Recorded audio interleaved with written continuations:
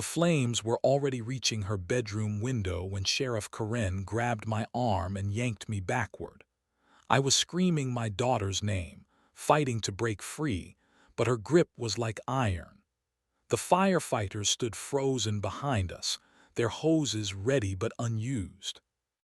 "Stand down," Karen barked at them, her voice cold as winter steel. "The structure is too compromised." I looked up at Emma's window and saw her small silhouette pressed against the glass. That was when I realized Sheriff Karen was going to let my 5-year-old daughter burn alive. 3 months ago, life in Millbrook felt like something out of a Norman Rockwell painting. Every morning began the same way. Emma would pad into the kitchen in her pink pajamas, her blonde hair sticking up in impossible directions, and climb onto the chair beside me. "Daddy, can we have pancakes?" she would ask, even though we had the same breakfast every Tuesday. Oatmeal with cinnamon and a drizzle of honey. But I loved hearing her voice first thing in the morning. It made everything else in the world feel right. Emma was turning 6 in 2 weeks, and she had been planning her birthday party with the serious concentration of a military strategist.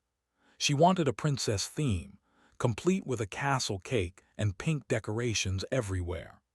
I had already ordered the supplies and secretly contacted her teacher about bringing cupcakes to school.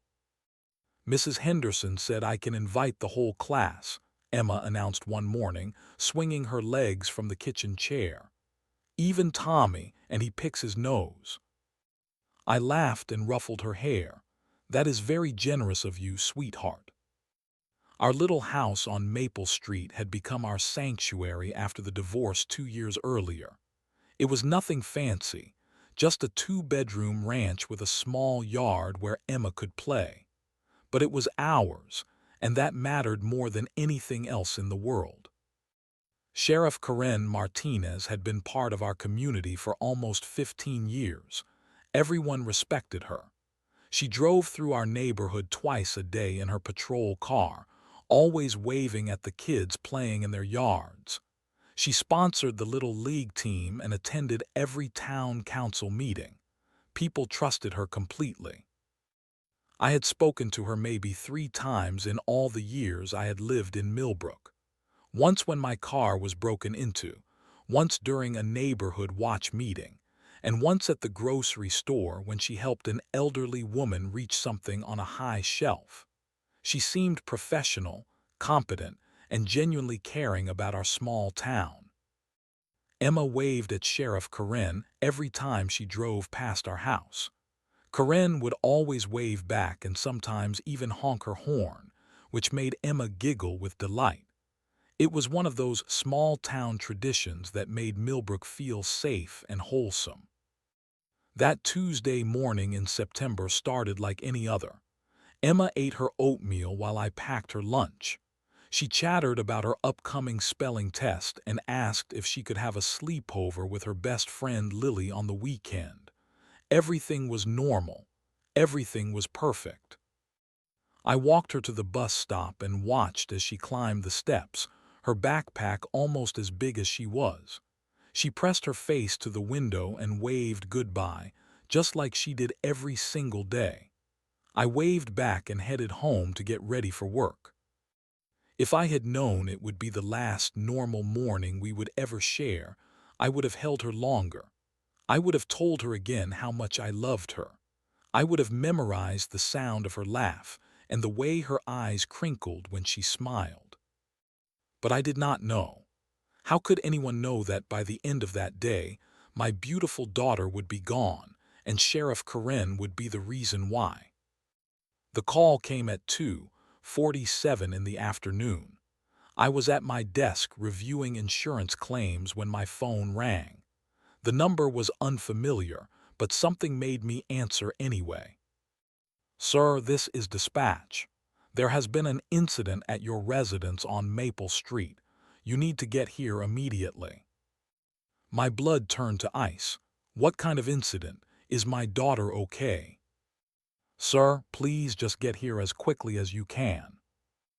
I dropped everything and ran to my car.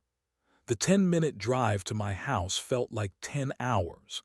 My hands were shaking on the steering wheel as I turned onto Maple Street and saw the smoke rising above the trees like a black monument to disaster. Fire trucks filled the street. Red and blue lights painted everything in harsh, urgent colors. Neighbors stood on their lawns with their hands pressed to their mouths, staring at what used to be my home. Flames poured from the downstairs windows, and thick smoke billowed from the roof. I jumped out of my car and started running toward the house. A firefighter caught me before I could get close. "My daughter," I screamed. "Emma is in there. She gets home from school at 2:30. She is in there." The firefighter looked at me with eyes full of sympathy and dread. "We are doing everything we can, sir." That was when I saw her upstairs bedroom window. The glass was still intact, but smoke was seeping around the edges. If Emma had made it home from school, she would be trapped up there with no way down. "There," I pointed frantically. "That is her room. You have to get her out." More fire trucks arrived. The crew began setting up their ladder truck, moving with practiced efficiency but not fast enough. Not nearly fast enough. Every second that passed was another second Emma was breathing smoke, another second closer to. I could not finish that thought. Sheriff Karen's patrol car pulled up with lights flashing. She stepped out in her crisp uniform, her radio crackling with communications from dispatch. She surveyed the scene with the calm authority of someone accustomed to taking control of emergencies. "What is the situation?" she asked the fire chief. "House fire, possible victim trapped upstairs. We are setting up for rescue now." I rushed toward Karen, desperate for help from someone with real authority. "Sheriff, my daughter Emma is up there. She is only 5 years old. They have to get her out right now." Karen looked at the house, then at the firefighters preparing their equipment. She studied the flames, the smoke, the structural damage to the first floor. Her expression was calculating, almost clinical. "The first floor is too compromised," she announced loudly enough for everyone to hear. "Entry through the front or back doors would be suicide. The stairs could collapse at any moment." "What about the ladder truck?" I asked, pointing to the crew still setting up. Karen shook her head. "Look at that roof line. The heat damage is extensive. If we put weight on that structure, the whole thing could come down. We cannot risk firefighter lives for what might already be a lost cause." "A lost cause?" I stared at her in disbelief. "That is my daughter up there." "And these are trained professionals who know when a rescue attempt would only create more casualties," Karen replied. Her voice was steady, authoritative, final. I looked up at Emma's window again. The smoke was getting thicker. I could see the orange glow of fire beginning to creep up the walls inside her room. "Please," I begged. "You have to try. She is just a little girl." Sheriff Karen placed her hand on my shoulder in what should have been a comforting gesture, but her grip was firm, controlling. Her eyes were cold. "Sometimes we have to make the hardest decisions to prevent even greater tragedies," she said. "I am sorry, but my responsibility is to protect everyone here, including my firefighters." That was the moment I realized Sheriff Karen was not going to save my daughter. She was going to let Emma die. Emma died at 3:18 in the afternoon on Tuesday, September 12th.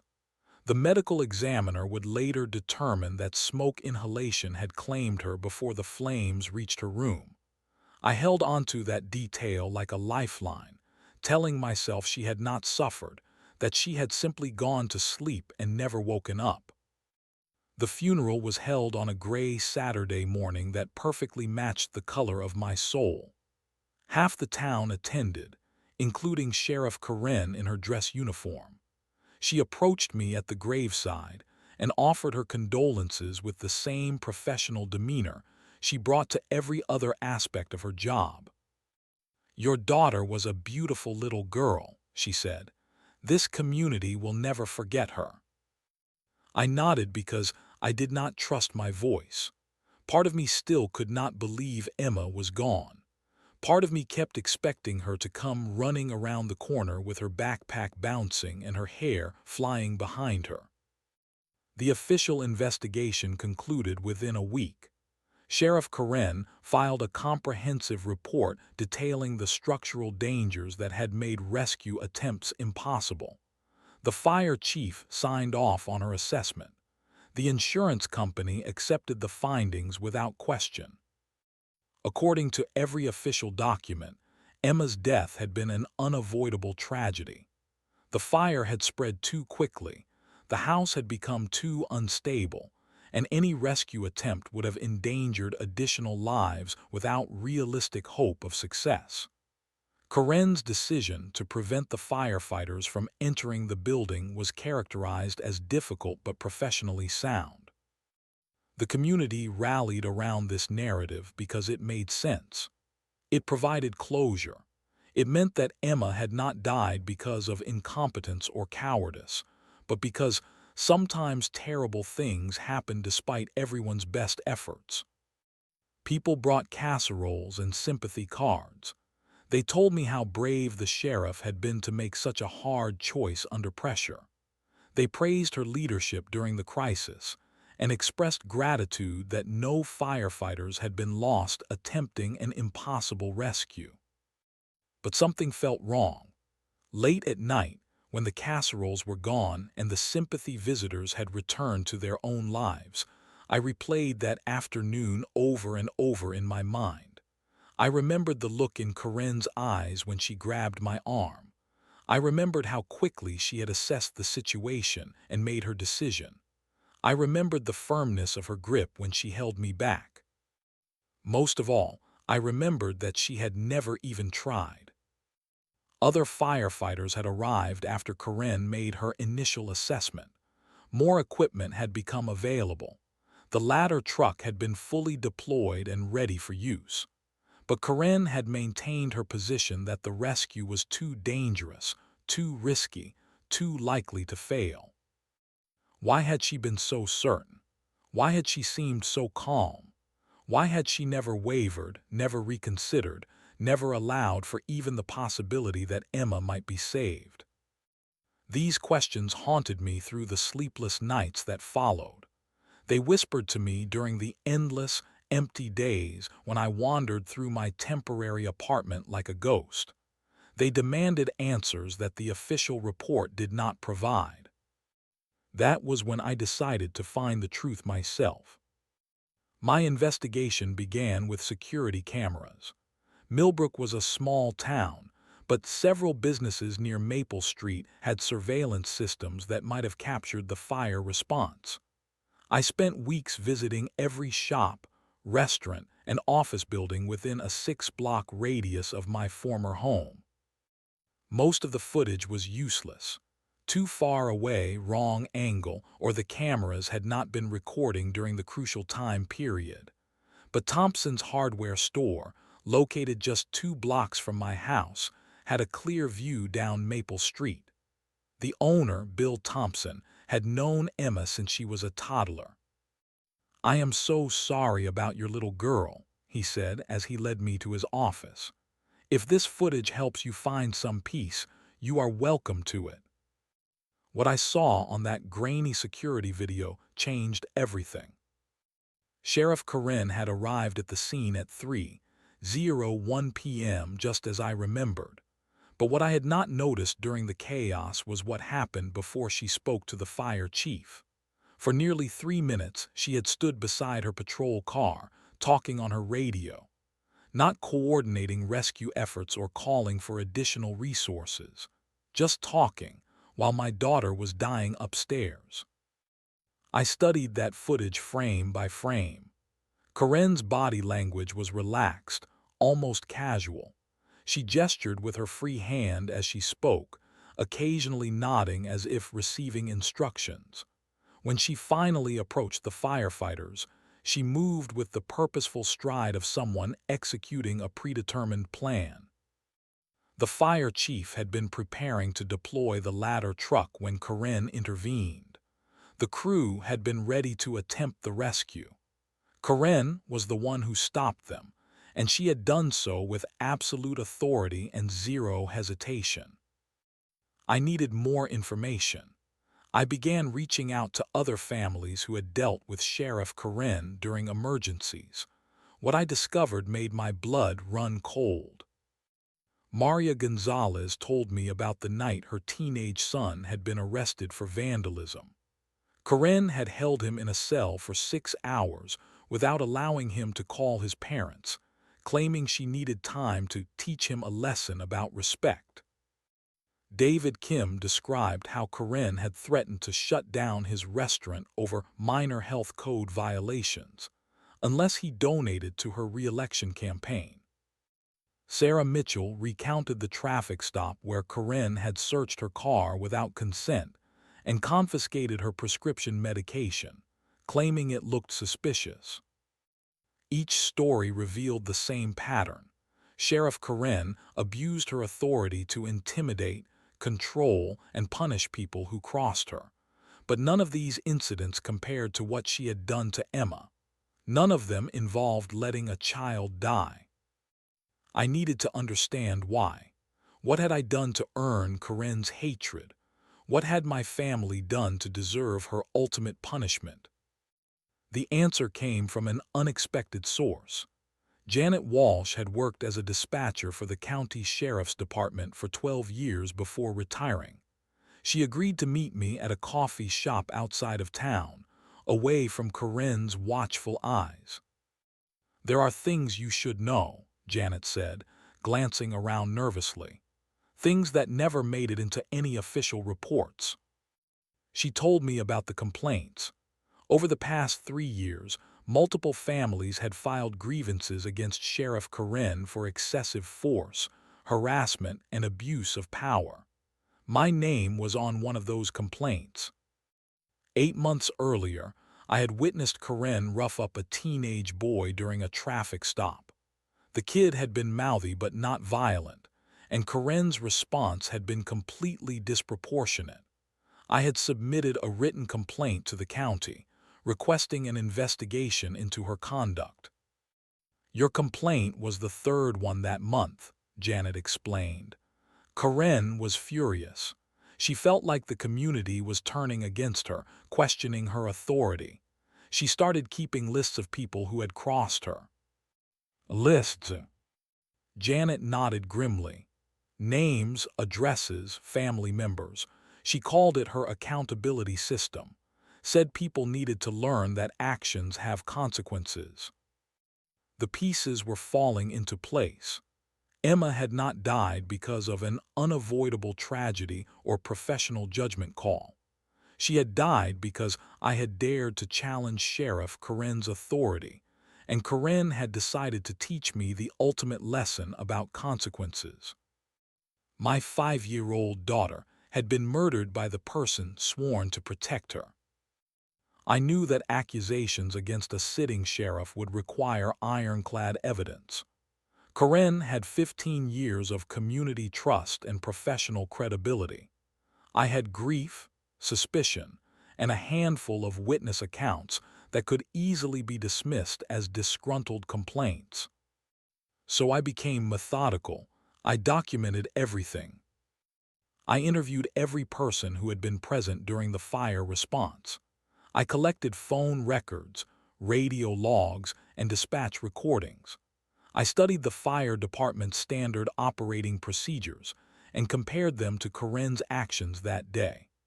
I researched similar incidents in other jurisdictions to establish precedent for successful rescues under comparable conditions. The most damning evidence came from Fire Captain Mike Rodriguez. He had been on duty the day Emma died, and the official report credited him with supporting Karen's decision to abort the rescue attempt.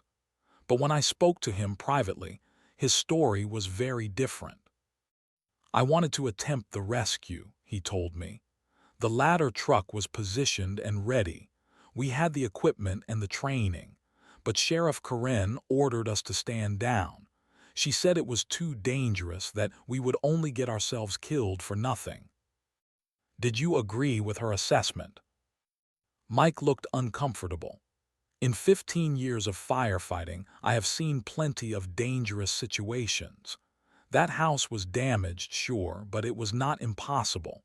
We had a window of opportunity, maybe 10 or 15 minutes before the structural integrity became a real issue. Your daughter could have been saved. Then why did you not fight her decision? Because she is the sheriff, Mike replied. She has ultimate authority at emergency scenes. If I had defied her orders and something had gone wrong, my career would have been over. I have a family to support. I understood his position, but his testimony was crucial. A veteran fire captain stating that the rescue was feasible contradicted the foundation of Karen's official report. I also discovered that Karen had failed to follow standard protocols during the emergency response. She had not requested additional resources from neighboring departments. She had not consulted with fire department supervisors about rescue options. She had not coordinated with EMT teams to prepare for potential victims. Instead, she had taken unilateral control of the scene and made decisions that directly contradicted the training and instincts of experienced first responders. My investigation expanded beyond the fire itself. I began documenting Karen's pattern of retaliation against people who challenged her authority. The evidence was overwhelming once I knew what to look for. 3 months after David Kim filed a complaint about Karen's harassment, his restaurant had been cited for multiple health code violations during an unusually thorough inspection. When Maria Gonzalez complained about her son's treatment, her family had been pulled over for traffic stops 5 times in 2 weeks. Sarah Mitchell's prescription medication incident had occurred just weeks after she questioned Karen's budget allocations at a town council meeting. The pattern was clear, systematic, and vicious. Sheriff Karen did not just abuse her power, she weaponized it against anyone who dared to hold her accountable. But the most chilling discovery came when I accessed Emma's school records. On the day of the fire, Emma had been dismissed early due to a family emergency.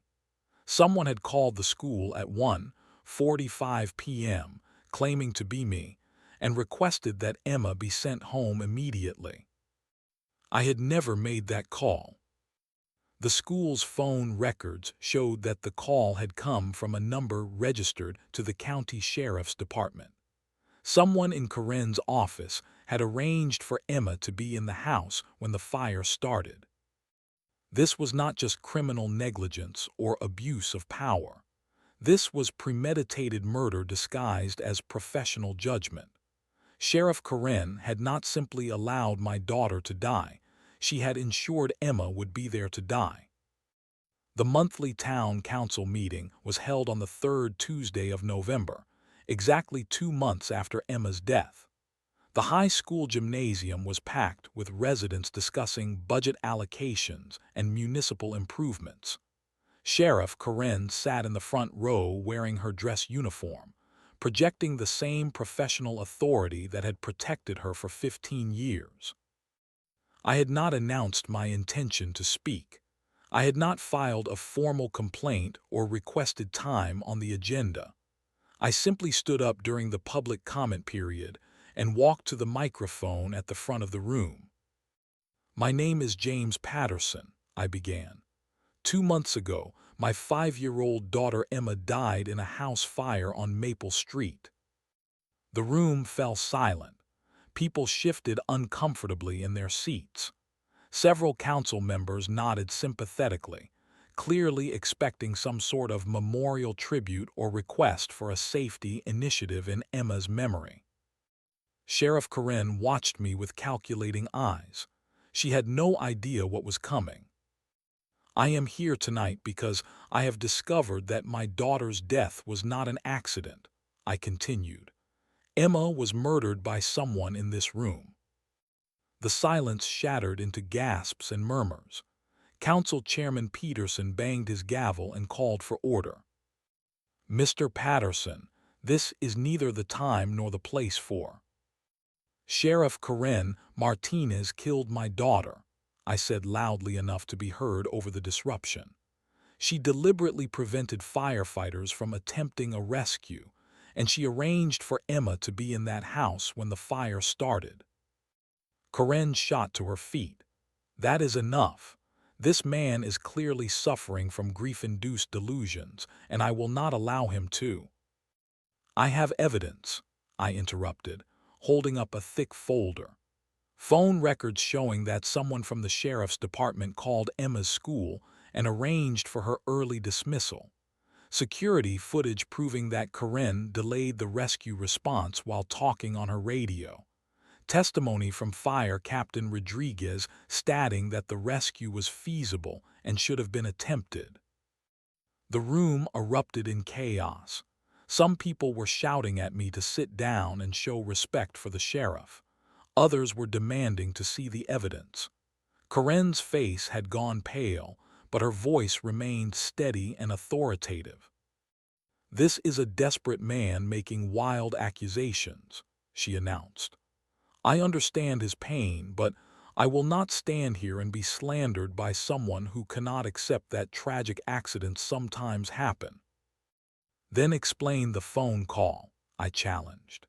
"Explain why someone from your office told Emma's school there was a family emergency and she needed to come home early.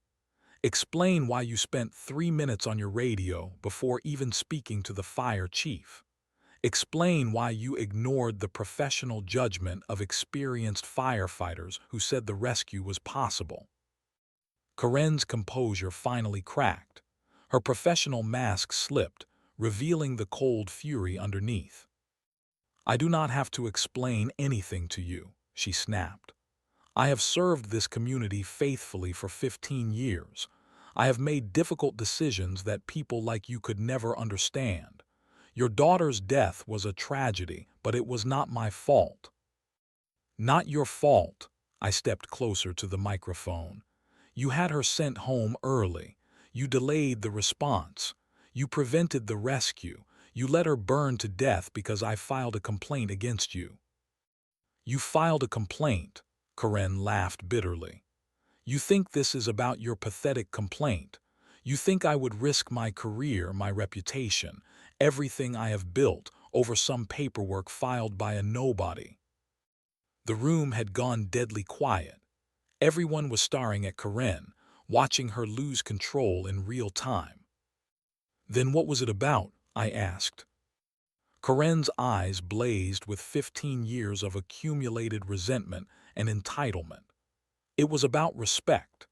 It was about teaching this community that there are consequences for questioning my authority. It was about showing people like you that I decide who lives and dies in this town." The confession hung in the air like a physical presence. Karen realized what she had said, but it was too late. A room full of witnesses had heard her admit to letting a child die as a lesson in respect. Council Chairman Peterson was already reaching for his phone to call the state police. Several residents were recording the confrontation on their cell phones. Karen's 15-year reign of terror had ended in less than 5 minutes of uncontrolled rage.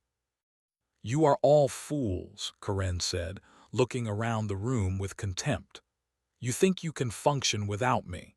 You think this town means anything without my protection. You have no idea what you have just done." But we knew exactly what we had done. We had finally seen Sheriff Karen Martinez for what she really was: a corrupt, power-hungry killer who had hidden behind a badge for far too long. State police detectives arrested Sheriff Karen Martinez at her home at 6:47 a.m. the following morning. The charges included second-degree murder, child endangerment, abuse of power, and conspiracy to commit fraud. Her booking photo showed a woman stripped of authority and pretense, wearing an orange jumpsuit instead of a crisp uniform. The investigation that followed was swift and thorough. With Karen's public confession as a starting point, detectives unraveled 15 years of corruption, intimidation, and abuse. The evidence I had gathered became part of a massive case file that documented systematic criminal behavior stretching back to the beginning of Karen's career. Fire Captain Rodriguez formally testified that the rescue attempt should have been made and likely would have succeeded. The phone records definitively proved that someone from the sheriff's department had arranged for Emma's early dismissal from school. Security footage from multiple locations confirmed that Karen had delayed the emergency response while receiving instructions via radio. But the most damaging evidence came from Karen's own deputies. Once their boss was behind bars, several officers came forward with stories of coercion, evidence tampering, and deliberate misconduct. They described a department culture where questioning Karen's decisions meant career suicide, and following illegal orders was the price of keeping their jobs. Deputy Sarah Chen testified that Karen had instructed her to make the phone call to Emma's school, claiming it was part of a safety drill to test emergency response procedures. Deputy Marcus Webb revealed that Karen had ordered him to file false reports about traffic stops involving citizens who had complained about the department. Deputy Lisa Torres described being forced to plant evidence during searches of political rivals' properties. The corruption ran deeper than anyone had imagined. Karen had not just abused individual citizens. She had transformed the entire sheriff's department into a criminal organization designed to protect her power and eliminate her enemies. The trial began in March, 5 months after Emma's death. The prosecution presented overwhelming evidence of premeditated murder, supported by dozens of witnesses and thousands of pages of documentation. Karen's defense attorney argued that she had made legitimate professional decisions under difficult circumstances, and that her confession at the town hall had been taken out of context. Nobody believed it. The jury deliberated for less than 4 hours before returning a guilty verdict on all charges. Karen showed no emotion as the verdict was read, maintaining the same cold composure that had characterized her response to Emma's death. Judge Harrison sentenced Karen to life in prison without the possibility of parole. As he delivered the sentence, he addressed Karen directly. "You were entrusted with the sacred duty of protecting this community's most vulnerable residents," he said. "Instead, you used your authority to terrorize the very people you had sworn to serve. Emma Patterson was 5 years old. She trusted adults to keep her safe. You betrayed that trust in the most heinous way imaginable." Karen was led away in shackles, her career and freedom permanently destroyed. The woman who had once controlled every aspect of law enforcement in Millbrook would spend the rest of her life in a 6 by 8 foot cell. As I watched her disappear through the courthouse doors, I felt a mixture of satisfaction and profound sadness. Justice had been served, but it could not bring Emma back. Karen's punishment could not restore the laughter that had once filled my home or the future that had been stolen from my daughter. But at least the truth had finally been told. The county appointed an interim sheriff while conducting a comprehensive review of department policies and procedures. Every case Karen had been involved with was re-examined. Dozens of convictions were overturned. Millions of dollars in civil settlements were paid to victims of her abuse. The changes went beyond personnel. New oversight committees were established to monitor law enforcement activities. Body cameras became mandatory for all officers. Citizens were given multiple channels for reporting misconduct without fear of retaliation. The culture of unquestioned authority that had enabled Karen's crimes was systematically dismantled. I became an advocate for these reforms, working with state legislators to strengthen accountability measures and protect whistleblowers. Speaking at conferences and training sessions, I told Emma's story to rooms full of police officers, firefighters, and emergency responders. Some of them wept as I described how professional loyalty had been twisted into criminal complicity. Your first duty is not to your supervisor or your department, I would tell them. Your first duty is to the people you have sworn to protect. When those duties conflict, choose the people, choose the children, choose what is right. The house on Maple Street where Emma died was demolished 6 months after the fire. The empty lot became a small memorial park with a playground, flower gardens, and a bronze plaque honoring my daughter's memory. Children from the neighborhood play there every afternoon, their laughter echoing where Emma's voice had once filled our home. I moved to a different town, but I returned to Millbrook regularly to visit Emma's grave and maintain the memorial park. The sight of children playing on swings and slides brings both joy and heartache. Emma should be among them, 7 years old now, with scraped knees and grass stains and stories about her day at school. On quiet evenings, I sit on the bench facing the playground and remember the morning routines we shared. The pancake requests that were really oatmeal negotiations, the spelling tests and sleepover plans, the bus stop waves that I thought would continue forever. I have learned to carry both grief and hope in the same heart. Emma's death was a tragedy that destroyed one family but ultimately protected countless others. The reforms implemented after Karen's conviction have prevented similar abuses in departments across the state. Children are safer because Emma's story forced people to confront uncomfortable truths about power and accountability. Sometimes I wonder what Emma would think about the changes her death inspired. She had always been generous with her forgiveness, quick to include the left-out kid, eager to share her toys with children who had none. I think she would be proud that her story helped other families avoid similar losses.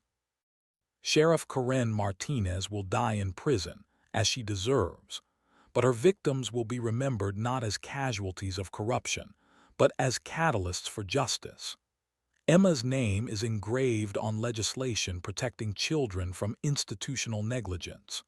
Her photograph hangs in training academies where new officers learn about their sacred duty to serve and protect. The memorial plaque in the park reads simply, "In memory of Emma Patterson and all children lost to those who forgot their oath to protect. May their sacrifice inspire us to do better." Every time I read those words, I hear Emma's voice asking about pancakes on Tuesday morning. I see her pressed against the school bus window, waving goodbye with complete trust that I would be there when she returned home. I remember the absolute love and safety she felt in our small house on Maple Street. That trust was betrayed by the very person sworn to protect her. But her memory lives on in every reformed policy, every strengthened oversight committee, every officer who chooses courage over loyalty when facing impossible decisions. Emma's death ended one story but began another, a story about justice, accountability, and the price of allowing power to go unchecked, a story about how one father's grief became a community's awakening. A story about how love can survive even the deepest betrayal and transform tragedy into hope for the future.